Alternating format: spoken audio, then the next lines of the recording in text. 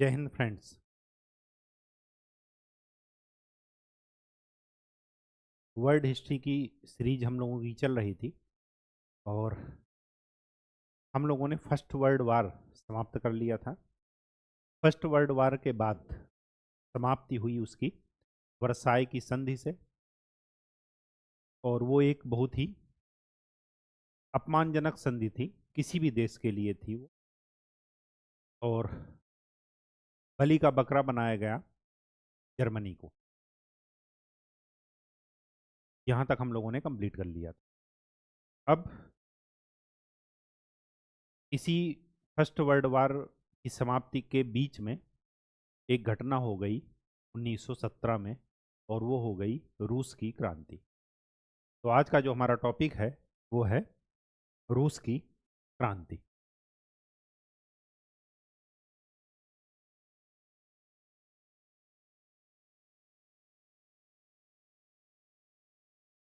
सभी क्रांतियों की तरह यहाँ भी क्रांति के 3 चरण होंगे।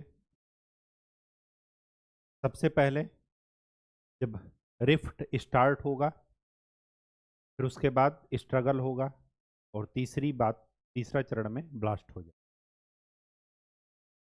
तो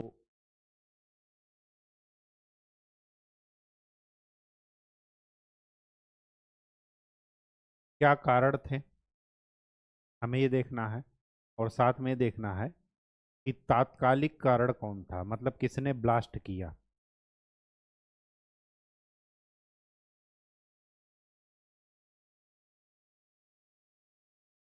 फिर क्रांति कैसे आगे बढ़ी,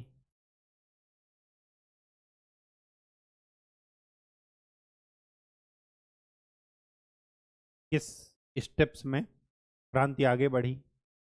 फिर तीसरी बात कि उसका प्रभाव क्या क्या रहा।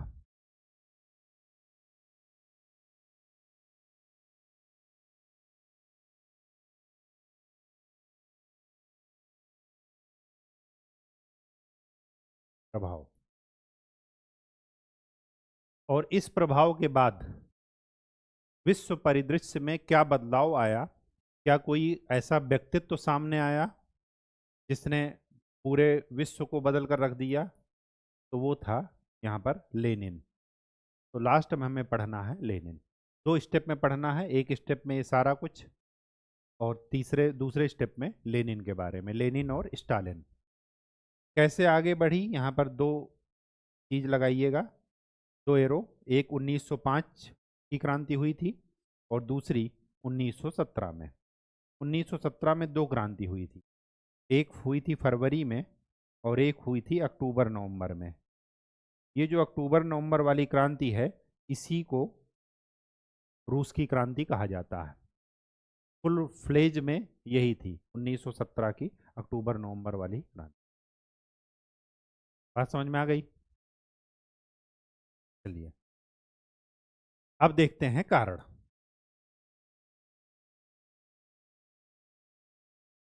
कि रूस की क्रांति का कारण क्या था।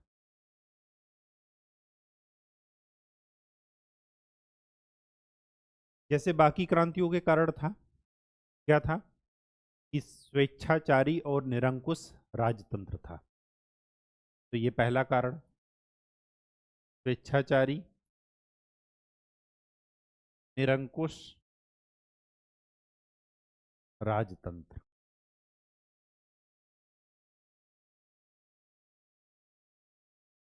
दैवीय सिद्धांत पर काम करता था ये,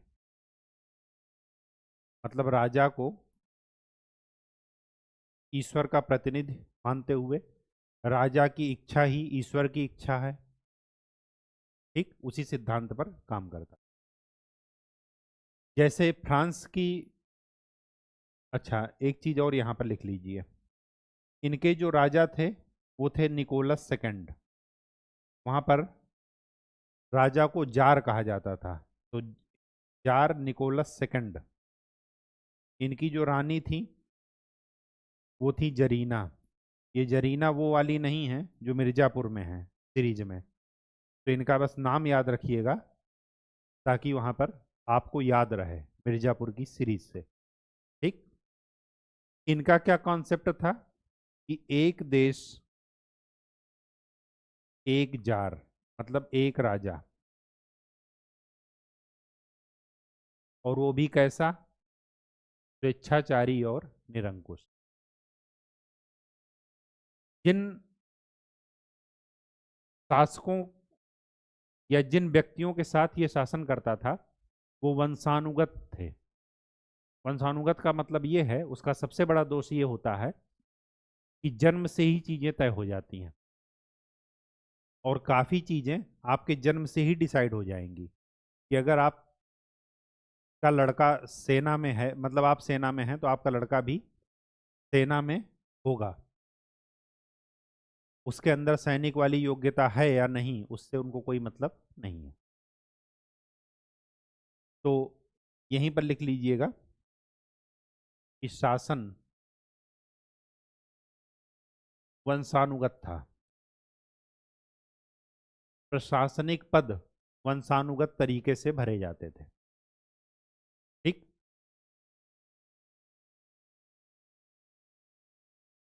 बात समझ में आ गई? तो ये पहला कारण था। दूसरा कारण ये था, जैसे बाकी देशों में, जैसे फ्रांस की क्रांति हुई, इंग्लैंड की क्रांति हुई, तो यहाँ पर क्या था दूसरा कारण, कि जैसे बाकी समाज में विषमता थी वैसे ही यहाँ पर भी है सामाजिक विषमता। समाज में दो वर्ग हैं, एक विशेषाधिकार प्राप्त वर्ग, हैव्स जिनको आप कहते हैं, और दूसरा विशेषाधिकार विहीन वर्ग।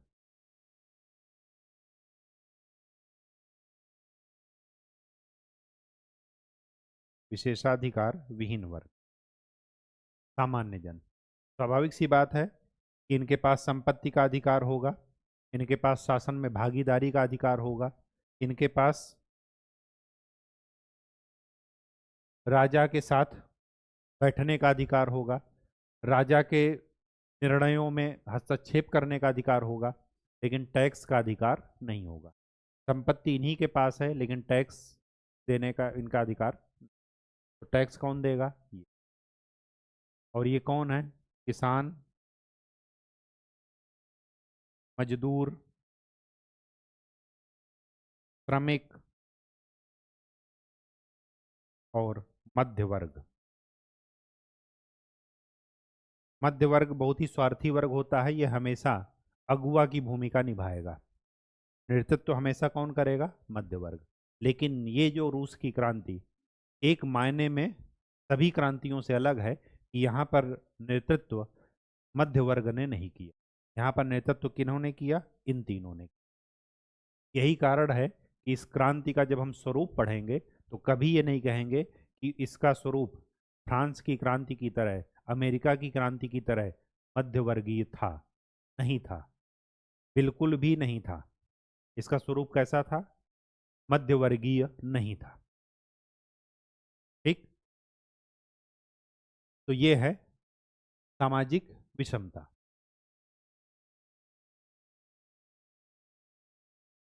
तीसरा कारण, किसानों की दशा।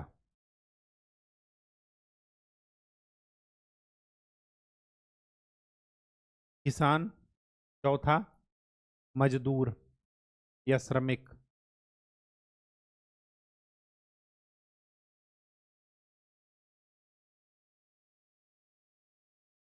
इतनी खराब हालत थी इन लोगों की। खराब क्यों थी वो जान लीजिए। देखिए हुआ क्या कि बाकी जगह क्रांति हो रही इन्हीं के टाइम पर या इनसे पहले। 1900 सॉरी 1860 में अमेरिका का गृह युद्ध हो गया, 1776 में अमेरिका की क्रांति हो गई। ठीक 13 साल बाद 1789 में फ्रांस की क्रांति हो गई। इंग्लैंड की क्रांति 1600 में अपने आप घटित हो चुकी थी।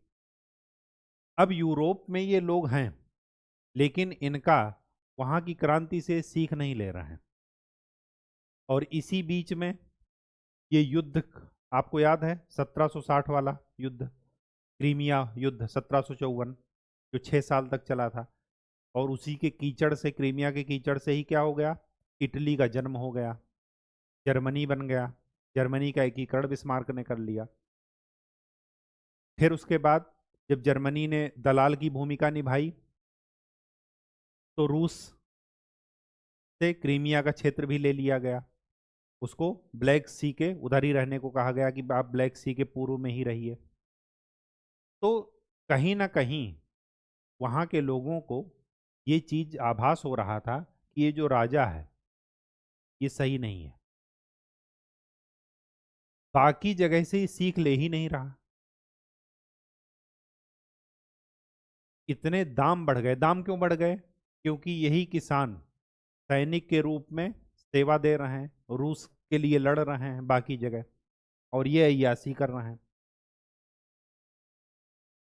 तो जो संसाधन अर्थव्यवस्था में लगने थे, जो संसाधन औद्योगिक श्रमिकों की उन्नति के लिए लगने थे, इंडस्ट्रियलाइजेशन, औद्योगिक क्रांति को सपोर्ट करने के लिए लगने थे, वो संसाधन कहाँ खर्च हो रहे हैं? युद्ध में। तो स्वाभाविक सी बात है कि महंगाई बढ़ेगी। बढ़ेगी नहीं बढ़ेगी? तो जब बढ़ेगी तो इनकी दशा बहुत ही खराब है। और इस दशा का हवाला देते हुए, जब स्वाभाविक सी बात है कि जब भौतिक परिस्थितियां एक ही हैं तो वैसे ही विचार भी बन जाते हैं। आप देखिए, इसी वजह से कहा जाता है मित्रता सेम लेवल पर होनी चाहिए। लेवल क्या होना चाहिए? सेम। एक अमीर एक गरीब का मित्र नहीं हो सकता, एक गरीब एक अमीर का मित्र नहीं हो सकता। या तो गरीब गरीब मित्र होंगे या अमीर अमीर मित्र होंगे। तो जब सभी की भौतिक परिस्थितियां सेम हैं तो इन्होंने एक संगठन बना लिया। उस संगठन का नाम क्या दिया?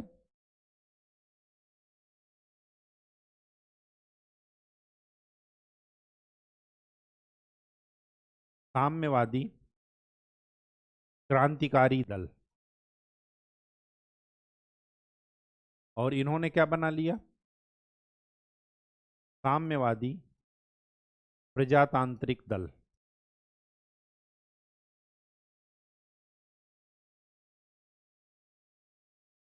अब इन दलों का एक ही उद्देश्य रहेगा कि उस राजा को हटाइए। कुछ परिस्थितियां भी ऐसी बनेंगी, वो देख लेते हैं कौन सी परिस्थितियां बनी। तो ये तीसरे चौथे पॉइंट हो गए। पांचवा कारण क्या है?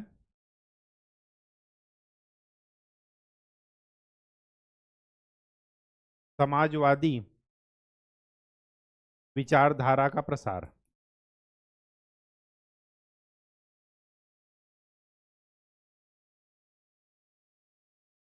इसमें दो लोग इंपॉर्टेंट हैं।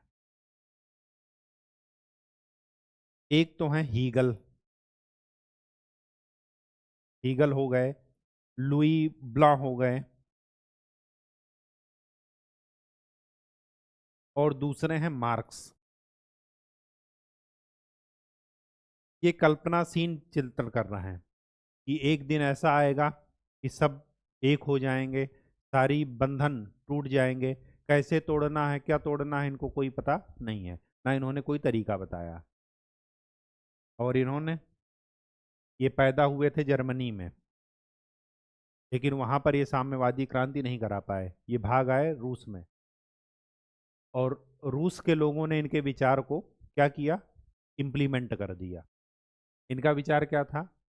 कि तुम्हारे पास खोने के लिए कुछ नहीं है सिवाय अपनी बेड़ियों के, और दुनिया के मजदूरों एक हो जाओ। ये इनका नारा है। अब जब मजदूर एक होंगे, जब श्रमिक वर्ग एक होगा, तो स्वाभाविक सी बात है कि उद्योगपतियों में हलचल मचेगी। तो वो क्या करेंगे? धर्म और जाति के नाम पर उनको अलग अलग तोड़ेंगे। तो धर्म के बेसिस पर विभाजन ना हो जाए, इस वजह से इन्होंने स्टेटमेंट दिया कि धर्म एक अफीम की तरह है। तो मार्क्स धर्म को नकारते हैं, क्योंकि धर्म क्या है? लोगों को बांटने का, मजदूरों को, किसानों को बांटने का, श्रमिकों को बांटने का एक माध्यम है। और तो और ये क्या कर रहे हैं?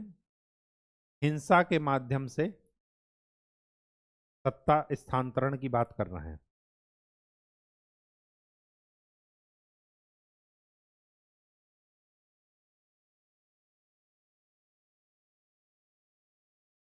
हस्तांतरण की बात। क्या कह रहे हैं कि तुम्हारे पास खोने के लिए कुछ नहीं है सिवाय अपनी बेड़ियों के, तो अपनी बेड़ियां तोड़ो और दुनिया के मजदूरों एक हो जाओ। एक होकर के क्या करो? वही करो जो आप पश्चिम बंगाल की हाल देखिए, वहां पर क्या है? सबसे पहले मार्क्सिस्ट सरकार बनी थी केरल में, उसके बाद मार्क्स का गढ़ रहा है पश्चिम बंगाल। आप तीनों मेट्रो देख लीजिए, बंगलौर की मेट्रो देख लीजिए, दिल्ली की मेट्रो देख लीजिए, मुंबई की देख लीजिए और कोलकाता की। आपको देखने से ही लग जाएगा कि कोलकाता मेट्रो सबसे गरीब हालत में है, क्योंकि वहां पर हर एक मजदूर यूनियन का नेता अपने को नेता समझ रहा है। आए दिन हड़ताल, तो कोई इंडस्ट्री वहां पर लगाएगा? नहीं लगाएगा। तो हीगल ने क्या कहा था कि बात यही की थी, लेकिन इन्होंने क्या कहा था कि विचार भौतिक परिस्थितियों से उत्पन्न होते हैं। विचार जो है, मतलब भौतिक परिस्थितियां विचारों के लिए जिम्मेदार तो होती हैं, लेकिन इन्होंने डायरेक्ट रूप से ऐसा नहीं कहा। इन्होंने ये कहा कि विचार कीजिए और एक हो जाइए और सब कुछ तोड़ दीजिए, लेकिन इन्होंने क्या कहा कि भौतिक परिस्थितियां समान होनी चाहिए उस विचार के लिए।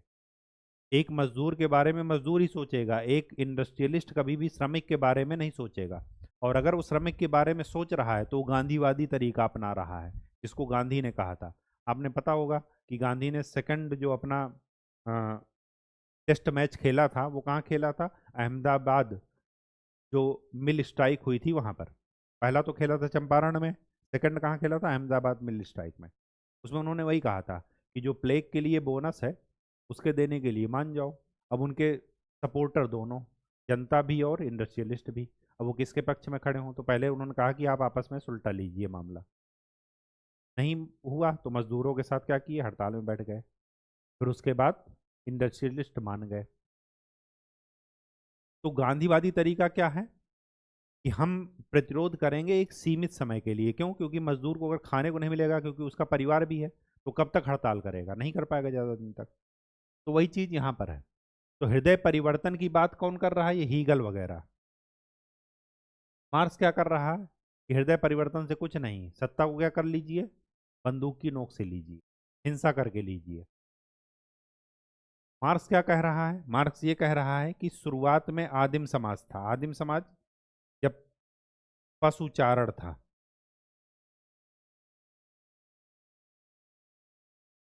जंगलों में निवास कर रहे हैं, कोई विषमता नहीं है। उसके बाद क्या आया? उसके बाद जब कृषि शुरू हुई तो राजा और प्रजा वाला कॉन्सेप्ट। तो यहाँ पर हमेशा मार्क्स क्या कह रहा है कि आदिकाल से, आदिम समाज के बाद छोड़ करके जितने भी काल आए, उसमें क्या है? हमेशा सोसाइटी में दो वर्ग रहे हैं, एक हैव्स, एक हैव्स नॉट।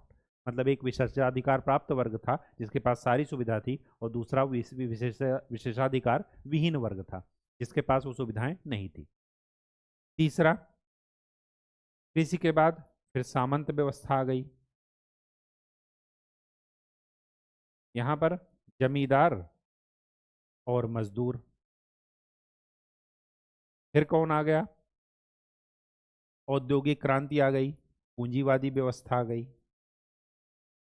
यहाँ भी दो, एक पूंजीपति और फिर एक श्रमिक।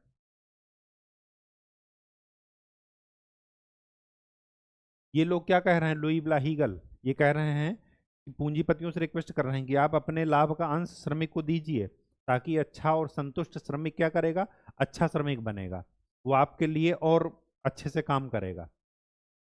और आपने देखा होगा कि हाल फिलहाल न्यूज में ही आ रहा है 3-4 साल से कि सूरत में एक डायमंड कंपनी है, वो कभी दिवाली में अपने एम्प्लॉयज़ को क्या करती है, कभी गिफ्ट, सभी को घर गिफ्ट कर रही है, कभी कार दे रही है।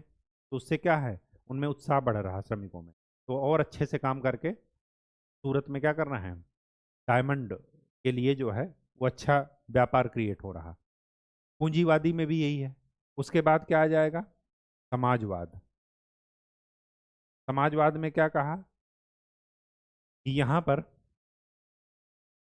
स्टेट रहेगा, राज्य रहेगा लेकिन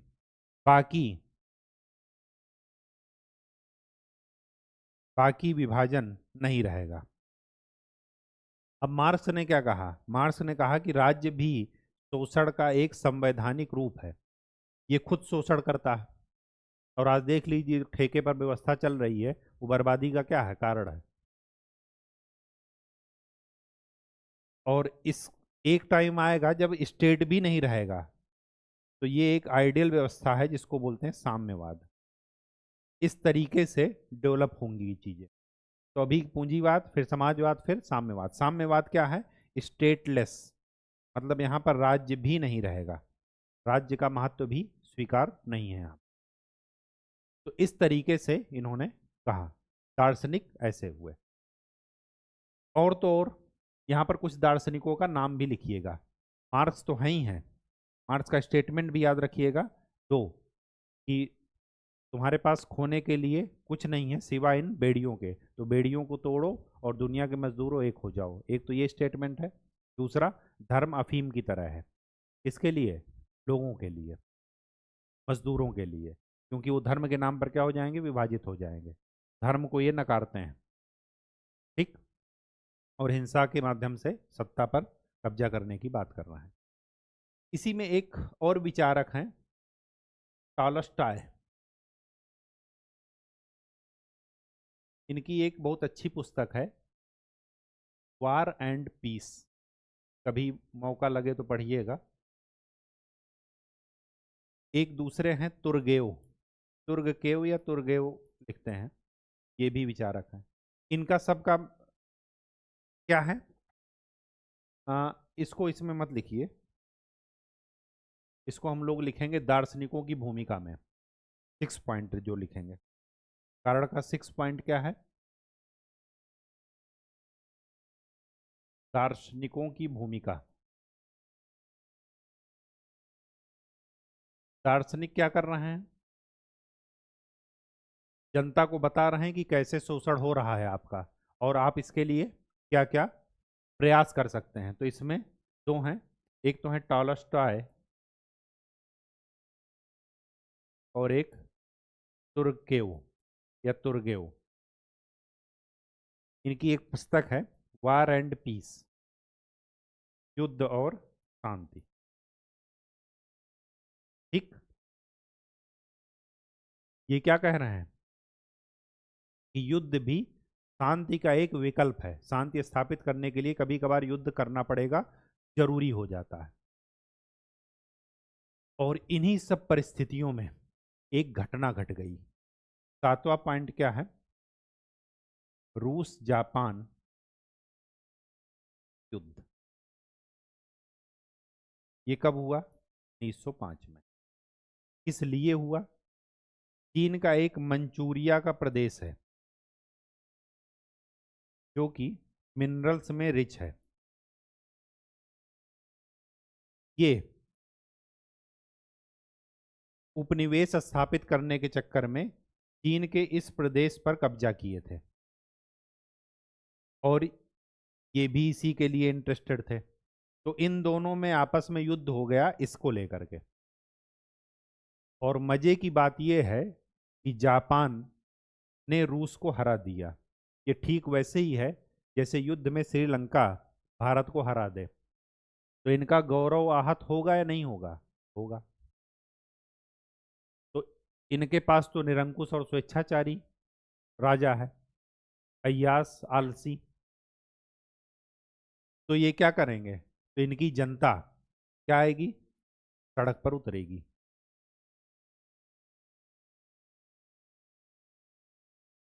और जब जनता सड़क पर उतरेगी 1905 में, तो इन्होंने क्या किया? उस पर गोली चलवा दी। किस पर? जनता पर। और ये घटना खूनी रविवार के नाम से जानी जाती है।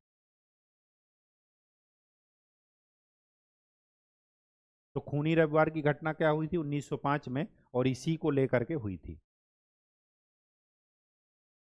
यहां पर राजा ने क्या किया कि गोली चलवा दी, फिर भी लोग नहीं माने।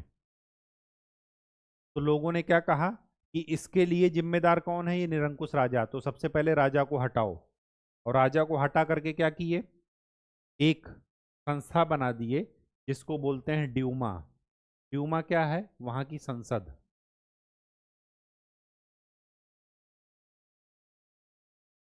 इसको, इस संस्था को बता दिया गया कि आप राजा को सलाह देंगे। तो इसमें कौन से लोग थे, वही जो लोग आंदोलन कर रहे थे। अब राजा क्या कर रहा है, पहली बात तो इसको मानना नहीं था, अगर आप इतने स्वेच्छाचारी निरंकुश हो, अपने इतने ताकतवर हो। दूसरी बात, पहले तो इन्होंने इसका अपोज किया, उसके बाद इसको मान्यता दे दी। जैसे ही मान्यता दी, इनकी राजनीतिक हार, वैचारिक हार अपने आप हो गई। अब 1905 में इनको मान्यता इन्होंने दी। 1905 से लेकर के 1917 तक इसको चलने ही नहीं दे रहे थे। कभी इसको भंग कर देते थे, कभी क्या कर देते थे कि इस पर ध्यान ही नहीं देते थे। ये कोई प्रस्ताव ला करके ला रहे हैं राजा के पास, उस पर ध्यान ही ना देना। तो 1917 तक आते आते चीजें इतनी ओवर हो गई, लिमिट से बाहर। और लिमिट से बाहर में ही आप पढ़िए तात्कालिक कारण।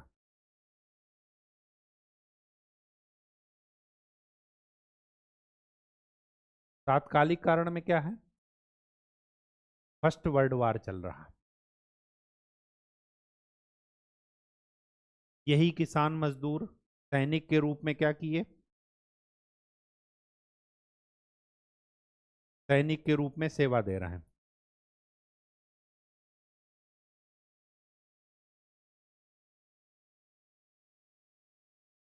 रिसोर्सेज कहाँ जा रहे हैं, युद्ध में। और तो और, आप युद्ध लड़ रहे हो तो कुछ पा जाओ उससे। पाए हैं नहीं, अपना भी क्षेत्र गंवा करके चले आ रहे हैं। 1905 में क्या हो गया, जापान से हार गए। उसके बाद क्या किए, रिसोर्सेज वहां जा रहे हैं। महंगाई इतनी चरम पर हो गई,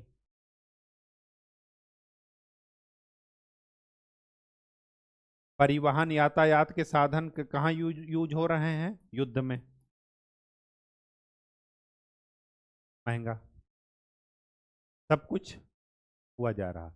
और तो और, इसका असर ना पड़ता अगर आपके यहाँ औद्योगिक क्रांति हुई होती, आपने इंडस्ट्री को सपोर्ट किया होता। क्योंकि आप बाकी यूरोप से क्या रहे, न्यूट्रल रहे। तो आपने ऐसी कोई इंडस्ट्री लगाई नहीं कि आप अपने मजदूरों को वहां पर भेज सको, लोगों को काम करने के लिए इंडस्ट्री में सपोर्ट कर सको, नहीं लगाई। जब लगाई नहीं तो महंगाई इतनी ज़्यादा बढ़ गई कि लोग क्या आ गए, सड़क पर उतर गए। शुरुआत कहाँ से हुई, रोटी की मांग को लेकर के।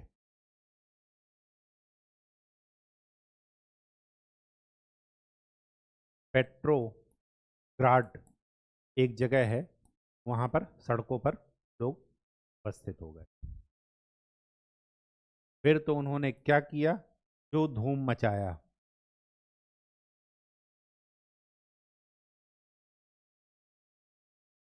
राजा पर वो, राजा बाहर, और उसका नेतृत्व किसने किया, करेंसकी।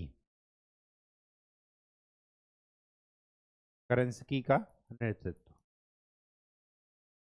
ये कौन सी घटना है, ये कब है, फरवरी 1917 में हो रही है। तात्कालिक कारण क्या था, फर्स्ट वर्ल्ड वार। सारे रिसोर्सेज वहां पर, महंगाई इतनी चरम पर कि जनता ने क्या कर दिया, रोटी के लिए हंगामा कर दिया। इन्होंने अपने सैनिक भेजे वही खूनी रविवार वाली घटना दोहराने के लिए, और सैनिक क्या थे, यही तो थे, वो इन्हीं से मिल गए, आंदोलनकारी लोगों से ही मिल गए। राजा छोड़ करके गद्दी बाहर भाग गया। और जब राजा गद्दी छोड़कर भाग गया तो करेंसकी के नेतृत्व में क्या बनी, एक गवर्नमेंट बनी, सरकार बनी। अब इन्होंने वही काम किए जो बाकी देश के क्रांतिकारियों ने क्रांति में विजय प्राप्त करने के बाद किए। क्या क्या किए, संपत्ति के अधिकार को बरकरार रखा।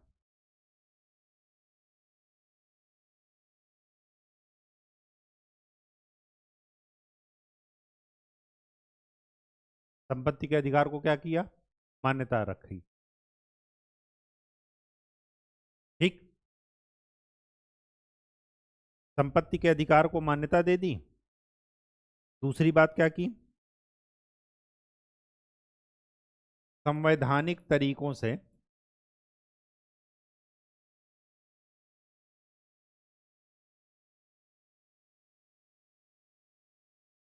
सुधार की बात की।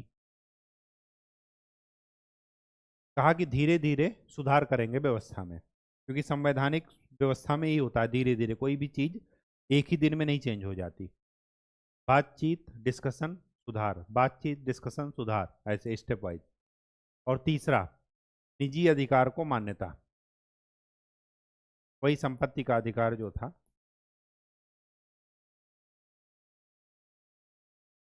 अब क्रांति प्रेरित किससे थी? मार्क्स के दर्शन से। मार्क्स कहाँ बैठे हैं? जर्मनी में। जर्मनी से भगा दिए गए तो रूस के लोग उनको पढ़ करके क्रांति कर रहे हैं। अब क्या हुआ? मार्क्स ने क्या कहा था कि किसका शासन हो? संपत्ति के अधिकार को मान्यता दे रहे थे, क्योंकि जहां भी संपत्ति रहेगी वहां पर दो वर्ग रहेंगे, जिसके पास संपत्ति है वो और जिसके पास संपत्ति नहीं है वो। तो जब भी शोषण और शोषित दो वर्ग रहेंगे, शोषक और शोषित, तो मार्क्स वाला दर्शन मतलब समाजवाद का दर्शन आएगा? नहीं आएगा। हमेशा जो है दो वर्ग अगर रहेंगे तो विषमता वो व्याप्त रहेगी या नहीं रहेगी? बिल्कुल रहेगी।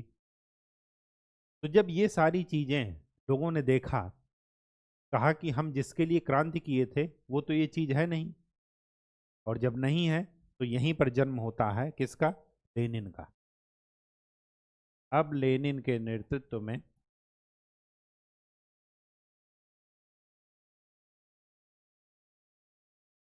सर्वहारा वर्ग क्रांति करता है, और यही क्रांति अक्टूबर नवंबर की 1917 की रूसी क्रांति होती है। इस क्रांति में क्या हुआ?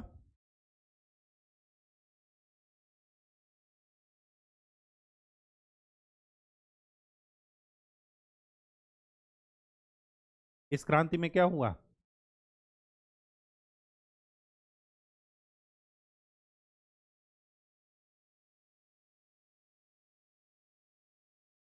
सर्वहारा वर्ग को अधिकार दिए गए।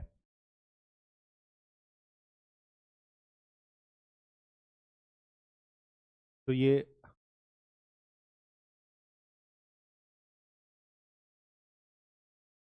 कौन कौन से अधिकार दिए गए?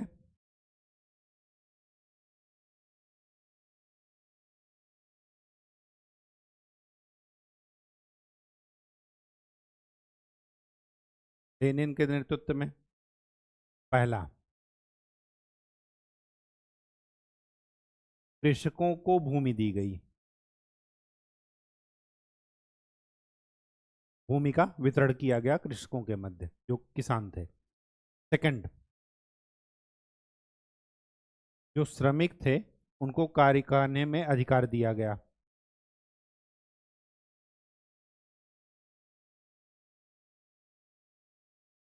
जब श्रमिक ही कारखाने चलाएंगे तो पूंजीपति क्या करेंगे? कुछ नहीं करेंगे। सैनिकों को शांति, ये कहां से आई? ये आई यहां से कि लेनिन ने जर्मनी से व्लादिवोस्टक की संधि की।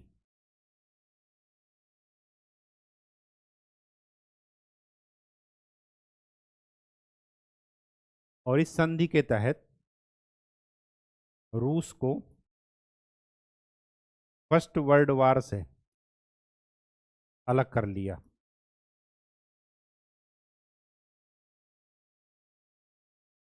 जब अलग कर लिया तो शांति ही होगी। तो बंटवारे में जब जर्मनी पर वर्साई की संधि लागू की जा रही थी तो ये नहीं थे वहां पर।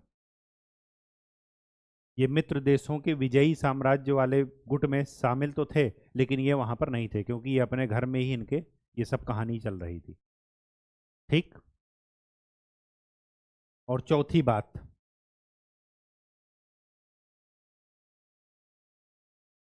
कि सारी शक्ति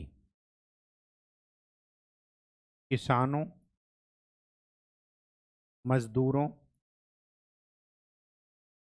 या एक शब्द में कहें सर्वहारा को देना, सर्वहारा के हाथ में। अब ये बताइए, श्रमिक और मजदूर का काम क्या है? काम करना। अगर वो डिसीजन लेने लग जाएंगे तो कोई भी इंडस्ट्रियलिस्ट वहां पर इन्वेस्ट करेगा? कभी नहीं करेगा। और ये इसी बात में सबसे अनोखी क्रांति थी कि यहाँ पर संपत्ति के अधिकार को बरकरार रखा ही नहीं गया। यहाँ पर क्या हो गया कि सारी जिम्मेदारी किसके हाथ में है? सर्वहारा वर्ग के हाथ में, मजदूरों का शासन। अभी तक दुनिया में ऐसा कोई भी क्रांति ऐसी नहीं हुई थी कि जहां पर मजदूरों ने हंगामा करके सत्ता अपने हाथ में ले ली हो। सैनिकों की हुई थी, पूंजीपतियों की हुई थी, लेकिन कभी भी किसानों और मजदूरों की क्रांति नहीं हुई थी। तो ये पूरे विश्व में अनोखी क्रांति थी ये। और जब ये क्रांति हो गई तो ध्यान रखिएगा कि इसके प्रभाव कई स्तर पर पड़ेंगे पूरे विश्व में, चाहे वो उपनिवेश में पड़े, चाहे वो मातृ देश में पड़े, या बाकी अन्य किसी देशों में। तो ये था क्या? अच्छा, एक चीज और यहीं पर ये क्या कर लीजिए, ये जो अक्टूबर नवंबर की क्रांति हुई थी लेनिन के नेतृत्व में, यहाँ पर क्या हुआ? एक कैमिसार, ये वर्ड लिखिएगा, कैमिसार का मतलब जन मंत्रिमंडल का गठन हुआ। इसमें क्या हुआ कि लेनिन ने सत्ता अपने हाथ में रखी। ये जो कैमिसार का गठन हुआ, इसके जो अध्यक्ष थे वो कौन थे? लेनिन। और जो मंत्री थे वो कौन थे? ट्राटस्की। तो अक्टूबर नवंबर की क्रांति और कुछ नहीं थी, करेंसकी के हाथ से सत्ता कहां पर आ गई? लेनिन के हाथ में, या मजदूरों या सर्वहारा वर्ग के नेतृत्व में आ गई। पहले कौन था? करेंसकी। करेंसकी किसका रिप्रेजेंटेशन कर रहा था? रिप्रेजेंट कर रहा था मध्य वर्ग का। ठीक है, तो ये कहानी क्या हुई 1917 में अक्टूबर नवंबर। इसके बाद लेनिन ने एक स्टेटमेंट दिया। वो क्या था स्टेटमेंट? उन्होंने ये कहा कि अक्टूबर नवंबर की 1917 की क्रांति होने के लिए 1905 का सवेरा पूर्व क्रांति होनी जरूरी थी। इसका क्या मतलब है कि इस क्रांति में जो भी हुआ उसका एक रिहर्सल 1905 में हो गया था, और 1905 के रिहर्सल से इन्होंने सीख ली। जो वहां पर गोली चलवाए थे, खूनी रविवार की घटना हुई, वही यहाँ पर दोहराने की कोशिश तो हुई, लेकिन इनकी संख्या इतनी थी। और वो कोशिश करने वाले कौन थे? वो जो सैनिक थे वो क्या थे? उनकी समस्या भी वही थी जो इन वर्गों की थी। तो वो इन पर गोली न चला करके क्या करके इनके साथ शामिल हो। और आज भी देखिए, जब भी निम्न तबका इकट्ठा होगा, हमेशा सरकारें, पूंजीपति वर्ग वो क्या हो जाते हैं? एक्टिव हो। कभी भी एक नहीं होना, धर्म जाति के नाम पर, संप्रदाय के नाम पर लड़ाते रहे, क्योंकि इससे डर सभी को लग रहा। और आज देखिए रूस की हालत। तो चलिए अब आगे देखते हैं क्या है, तो वहीं वहीं पर डिस्कस कर लेंगे। अब इसके प्रभाव,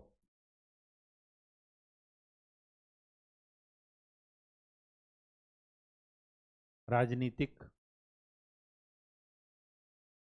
आर्थिक, सामाजिक और वैश्विक। राजनीतिक क्या हुआ?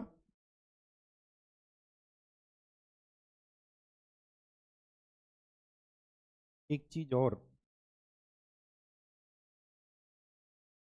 ये वर्ड जरा एक बार वो जो है चेंज कर लीजिएगा। व्लादिवोस्टक नहीं है, ये है वेस्ट लिटोवस्क।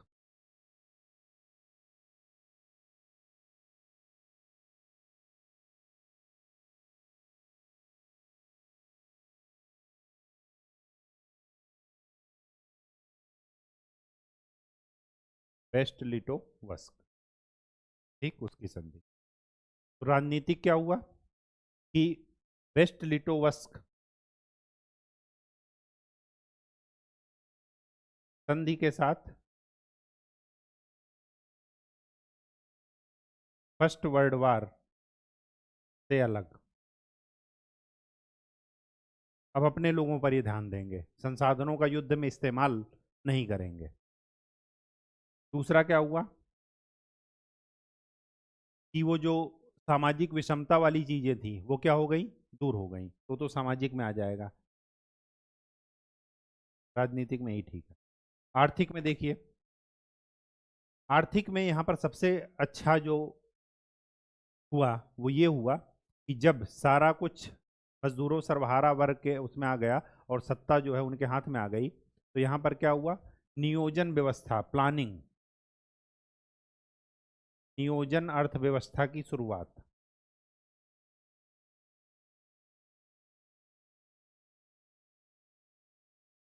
तो प्लान्ड इकोनॉमी जितनी भी होंगी, क्यों, क्योंकि वहां पर रिसोर्सेज किसके द्वारा प्रदान किए जा रहे हैं, राज्य के द्वारा।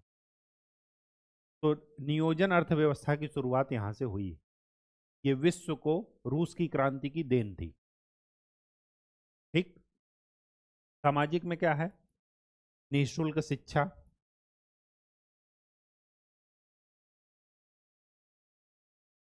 और रोजगार अनिवार्य, अनिवार्य रोजगार भी और निःशुल्क शिक्षा भी। मतलब राज्य सबको काम देगा और उसी हिसाब से सभी को अपनी अपनी क्षमता के अनुसार क्या मिलेगा, मेहनताना मिलेगा। सारा कुछ किसकी जिम्मेदारी होगी, राज्य की। लेकिन राज्य को वो जिम्मेदारी फुलफिल करने के लिए राज्य के पास रिसोर्सेज होने चाहिए, और अगर रिसोर्सेज नहीं है तो ये व्यवस्था क्या हो जाएगी, एक दिन बिखर जाएगी। और यही हुआ। यूएसएसआर जो संयुक्त सोवियत संघ रूस था, वो क्या हुआ, 1990 में आकर के विघटित हो गया। क्यों, क्योंकि इतने संसाधन थे ही नहीं कि वो सभी की इच्छाएं पूरी कर सके। ठीक। आर्थिक में एक चीज और लिख दीजिएगा कि कारखानों की शुरुआत, उद्योगों की शुरुआत यहाँ पर हुई। और आज भी जो उनका रसिया का सैन्य सेक्टर है, मिलिट्री सेक्टर, डिफेंस सेक्टर, वो क्या है, बहुत ही मजबूत है। उनकी इकोनॉमी का 50% आय कहाँ से आती है, डिफेंस सेक्टर से ही आती है। ठीक। वैश्विक, वैश्विक में और क्या लिखेंगे, एक तो साम्यवादी विचारधारा का उदय। और इंटरेस्टिंग बात यह है, ये विचारधारा पूंजीपति विचारधारा की जस्ट अपोजिट है, पूंजीवादी विचारधारा की, कैपिटलिस्ट इकोनॉमी की जस्ट अपोजिट है। वहां पर क्या कर रहे हैं, दो वर्ग होंगे, एक पूंजीपति है और एक श्रमिक। यहाँ पर क्या है, कोई वर्ग नहीं होगा, एक राज्य होगा, बाकी सब वही है। जो भी उद्योग धंधे लगाएंगे वो कौन लगाएगा, राज्य। ठीक। दूसरी बात, वैश्विक में इसका लंबा प्रभाव क्या पड़ा कि शीत युद्ध का उदय। शीत युद्ध क्या था, डायरेक्ट युद्ध नहीं था, वैचारिक युद्ध था कि कौन किस विचारधारा को सपोर्ट कर रहा है। तो इसने वर्ल्ड को क्या दिया, शीत युद्ध। और इसके बाद आप देखेंगे कि वैश्विक उसमें जितने भी कैपिटलिस्ट कंट्रीज थे वो सब इससे डर गए। और सबका पर्पज क्या था कि रूस तक ही इस सर्वहारा क्रांति को, समाजवाद को, साम्यवाद को रोका जाए। लेकिन रूस तक ही सीमित नहीं था, कुछ यूरोप जो है वो दो भागों में बढ़ गया था, ईस्टर्न और वेस्टर्न यूरोप। ईस्टर्न कंट्रीज सारी क्या थी, यही साम्यवादी रूस के साथ थी। ये जो आप देख रहे हैं, स्लोवाकिया, चेकोस्लोवाकिया, पोलैंड, और ये हंगरी, और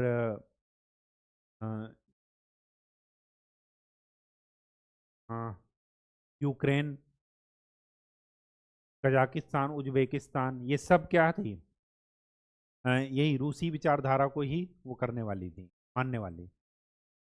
फिर इसी परिप्रेक्ष्य में क्या हो गया, उसके बाद किसका साम्यवादी विचारधारा को एक रीजन तक सीमित करना है, तो फिर क्या करेंगे, नाटो का गठन होगा 1949 में, कि जो भी साम्यवादी देश हैं उनको साम्यवाद के प्रसार को बस वहीं तक सीमित रखना। ठीक। और इसका क्या वैश्विक देन और क्या थी, कि जब एक जगह देखा गया, क्या देखा गया, कि मजदूरों के हाथ में सत्ता आ रही है, तो क्या होगा कि बाकी देशों में, बाकी उपनिवेश में स्वतंत्रता आंदोलन, राष्ट्रीय आंदोलन को क्या हो गया, बढ़त मिली, उसको एक ऑक्सीजन मिल गया कि अच्छा वहां पर सब लोग एक करके उखाड़ फेंके शासन को, तो इसका मतलब कि यहाँ भी हो सकता है। तो वैश्विक देशों में उपनिवेशवाद के विरुद्ध संघर्ष को बढ़ावा मिला।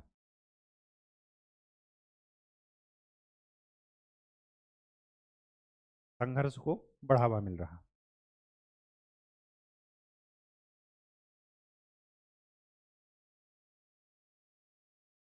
ठीक। प्लान्ड इकोनॉमी की शुरुआत हो ही गई। वैश्विक में एक चीज और हो गया, जब श्रमिक ने आंदोलन किया मजदूरों के साथ मिल करके, तो स्वाभाविक सी बात है कि बाकी जो पूंजीपति देश थे उन्होंने क्या सोचा कि अब श्रमिकों के कल्याण के लिए भी कोई संस्था बननी चाहिए, अदरवाइज ये ऐसे ही क्रांति करते रहेंगे। तो यहीं पर स्थापना हुई 1919 में इसकी, इंटरनेशनल लेबर ऑर्गेनाइजेशन की स्थापना, ILO की स्थापना। ठीक। सामाजिक में एक चीज और लिख लीजिएगा, विषमता तो समाप्त हो ही गई थी, विषमता समाप्त, वर्ग भेद समाप्त, लैंगिक समानता को बढ़ावा मिल रहा, महिलाओं को भी अधिकार मिले, वो भी रोजगार पर अपना GDP में अपना योगदान कर रही हैं अर्थव्यवस्था में। ठीक है।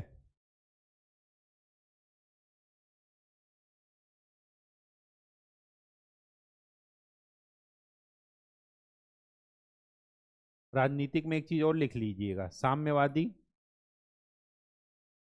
विचारधारा का उदय। अब इसका राजनीतिक इफेक्ट क्या पड़ा, राजनीतिक इफेक्ट ये पड़ा कि विश्व दो विचारधाराओं में बट गया, दो गुटों में विभाजित, पूंजीवादी और साम्यवादी।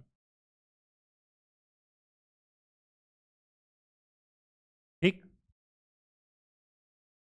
बात समझ में आ गई। इसको रूस की बोल्शेविक क्रांति भी बोलते हैं। जो रूस की क्रांति अक्टूबर और नवंबर 1917 में हुई, इसको रूस की बोल्शेविक क्रांति भी बोलते हैं, बोल्शेविक। ये ठीक है।